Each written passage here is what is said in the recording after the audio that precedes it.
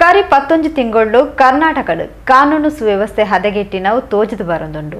ರಾಜ್ಯ ಸರ್ಕಾರ ಜನಕ್ಲೆನು ಪೋಡಿಗಿದ ವಾತಾವರಣ ಬದುಕುನ ಸ್ಥಿತಿಗೆ ಕನಬೈದನು ಪಂಡದ ದಕ್ಷಿಣ ಕನ್ನಡ ಜಿಲ್ಲಾ ಬಿಜೆಪಿ ವಕ್ತಾರರು ರಾಜ್ಗೋಪಾಲ್ ರೈ ಸುದ್ದಿಗೋಷ್ಠಿಯಲ್ಲಿ ಆರೋಪಿಸಿದರು. ರಾಜ್ಯದ ಇತ್ತೆ ಜನಕ್ಲು ಪೋಡಿಗಿಡು ಬದುಕುನ ವಾತಾವರಣ ಉಂಡು. ಕಾನೂನು ಸುವ್ಯವಸ್ಥೆ ಹದಗೆಟ್ಟದನು. ಪೊಂಚುಕ್ಲಿನ ಮಿತ್ತು ನಿರಂತರ ದೌರ್ಜನ್ಯ ಹಲ್ಲೆ ಆವೊಂದುಂಡು. ಸರ್ಕಾರದ ಅಸಮರ್ಥ ಆಡಳಿತ ಕಾನೂನು ಸುವ್ಯವಸ್ಥೆಯನ್ನು ಎಂಚ ಹತೋಟಿಗೆ ಕನಬರಳಿ ಪನ್ಪಿನ ತೆರೆಯಂದಿನ ಗೃಹ ಸಚಿವರು ಉಳ್ಳೇರು. ಪ್ರತಿ ವಿಷಯದ ರಾಜಕೀಯ ಲಾಭದ ಹುನ್ನಾರ ಪಂಡದ ದಕ್ಷಿಣ ಕನ್ನಡ ಜಿಲ್ಲಾ ಬಿಜೆಪಿ ವಕ್ತಾರರು ರಾಜ್ಗೋಪಾಲ್ ರೈ ಸುದ್ದಿಗೋಷ್ಠಿಯಲ್ಲಿ ರಾಜ್ಯ ಸರ್ಕಾರನ ತರಾಟೆಗೆದುಕೊಂಡರು. ಗೊತ್ತಿದ್ದಂಥ ವಿಷಯ, ಭಯದ ವಾತಾವರಣದಲ್ಲಿ ಅಸಮರ್ಥ ಸರ್ಕಾರ, ಅದೇ ರೀತಿ ಅಭಿವೃದ್ಧಿ ಶೂನ್ಯ ಸರ್ಕಾರ ದಿನದಿಂದ ದಿನಕ್ಕೆ ಹದಗೆಡುವಂಥ ಸರ್ಕಾರ ಕಳೆದ 11 ತಿಂಗಳಿನಲ್ಲಿ ಕರ್ನಾಟಕದಲ್ಲಿ ಕಾನೂನು ಸುವ್ಯವಸ್ಥೆ ಕಂಪ್ಲೀಟ್ ಹದಗೆಟ್ಟಿದೆ. ರಾಜ್ಯ ಸರ್ಕಾರದಲ್ಲಿ ಜನರು ಭಯಭೀತರಾಗಿ ಬದುಕುವಂಥ ಪರಿಸ್ಥಿತಿ ನಡೀತಾ ಇದೆ. ಪದೇ ಪದೇ ಮಹಿಳೆಯರ ಮೇಲೆ ದೌರ್ಜನ್ಯ ನಿರಂತರವಾಗಿ ನಡೀತಾ ಇರುವುದನ್ನು ನಾವು ಕಾಣ್ತಾ ಇದ್ದೇವೆ. ಸರ್ಕಾರದ ಅಸಮರ್ಥ ಆಡಳಿತ ಮತ್ತು ಕಾನೂನು ಸುವ್ಯವಸ್ಥೆ ಹೇಗೆ ಹತೋಟಿಗೆ ತರಬೇಕೆಂದು ಗೊತ್ತಿಲ್ಲದ ಸಾಮರ್ಥ್ಯವೇ ಇಲ್ಲದಂಥ ಗೃಹ ಸಚಿವರು ಪರಿಸ್ಥಿತಿಯನ್ನು ಅವಲೋಕನ ಮಾಡಲು ಸಹ ಅಸಮರ್ಥವಾಗಿರುವ ರಾಜ್ಯ ಸರ್ಕಾರ, ಈ ಎಲ್ಲ ವಿಷಯದಿಂದ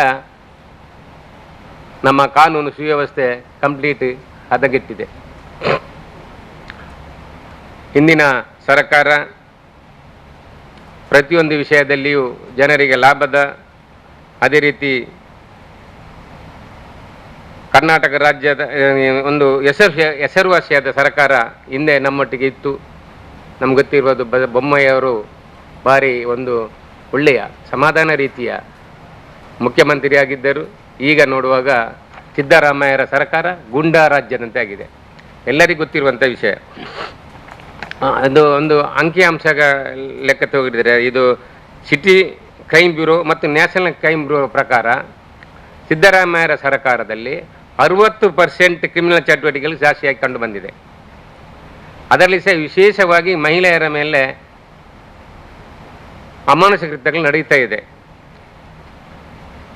ಇದಕ್ಕೆ ಎಲ್ಲ ಕಾರಣ ರಾಜ್ಯ ಸರ್ಕಾರದ ದೃಢವಾದ ನಿರ್ಧಾರ ತಗೊಳ್ಳದೆ ಇರುವಂತಹದೇ ವಿಷಯ. ಅದೇ ರೀತಿ ನಮ್ಗೆ ಗೊತ್ತಿರುವಂಥದ್ದು, ಈಗ ಹುಬ್ಬಳ್ಳಿಯಲ್ಲಿ ನಡೆದಂಥ ಅಂಜಲಿ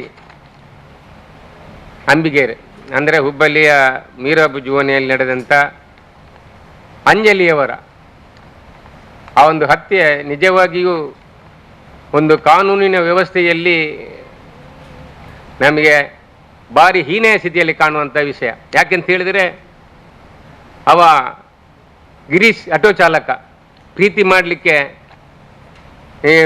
ಮಾಡಬೇಕು, ಇಲ್ಲದೆ ನಾನು ಬಿಡು ಇಲ್ಲ ಅಂತ ಹೇಳಿದಂಥ ಹುಡುಗ ಒಂದು ಸಲ ನೀನು ನಮ್ಮೊಂದಿಗೆ ಟ್ರಿಪ್ಪಿಗೆ ಬರಬೇಕಂತ ಅದಕ್ಕೆ ಒಪ್ಪದಿದ್ದೆ, ಪ್ರೀತಿಗೆ ಒಪ್ಪದಿದ್ದಕ್ಕೆ ಅವಳಿಗೆ ಫೋನ್ ಮಾಡಿ ನೀನು ನನ್ನೊಟ್ಟಿಗೆ ಬರಬೇಕು, ಇಲ್ಲದಿದ್ದರೆ ನೇಹನನ್ನು ಕೊಲೆ ಮಾಡಿದಾಗೆ ನಿನ್ನನ್ನು ಕೊಲೆ ಮಾಡಿದ್ದಾನೆ ಅಂತ ಹೇಳಿದಂಥ ಒಂದು ವಿಷಯ. ಇದನ್ನು ಪೊಲೀಸಿನವರಿಗೆ ಅಂಜಲಿಯ ಮನೆಯವರು ತಿಳಿಸಿದಾಗ ಇದು ನಿಮ್ಮ ಮೂಢನಂಬಿಕೆ ಎಂದು ಪೇಪರಲ್ಲಿ ಬಂದಿದೆ. ನಾನು ಈಗ ನೋಡಿ ಇದರಲ್ಲಿ ಕೊಟ್ಟಿದ್ದಾರೆ ಪೇಪರಲ್ಲಿ. ಮೂಢನಂಬಿಕೆ ಅಂತೇಳಿ ಪೊಲೀಸರು ಹೇಳ್ತಾರೆ. ಪೊಲೀಸಿನವರು ಆವಾಗಲೇ ಕಟ್ಟುನಿಟ್ಟಿನ ಒಂದು ಕ್ರಮವನ್ನು ತೆಗೆದುಕೊಳ್ತಿದ್ದರೆ ಅಂಜಲಿಯ ಪ್ರಾಣ ಉಳಿಯುತ್ತಿತ್ತು. ಯಾಕಂದರೆ ಸರ್ಕಾರದಲ್ಲಿ ಪೊಲೀಸರ ಹಿಡಿತವೇ ಇಲ್ಲ, ಅವರಿಗೆ ಬೇಕಾದಾಗ ಇದ್ದಾಗಂತೆ ಕೆಲಸವನ್ನು ಮಾಡ್ತಾ ಇದ್ದಾರೆ. ಅದರಿಂದ ಅಂಜಲಿಯ ಇದು ದೊಡ್ಡ ಒಂದು ವಿಷಯ. ಈಗ ನಮ್ಮ ಇಡೀ ಹುಬ್ಬಳ್ಳಿಯಲ್ಲಿ, ಇಡೀ ಕರ್ನಾಟಕದಲ್ಲಿ ಇದರ ಬಗ್ಗೆ ಈಗ ಹೋರಾಟ ಆಗ್ತಾ ಇದೆ. ನೇಹನ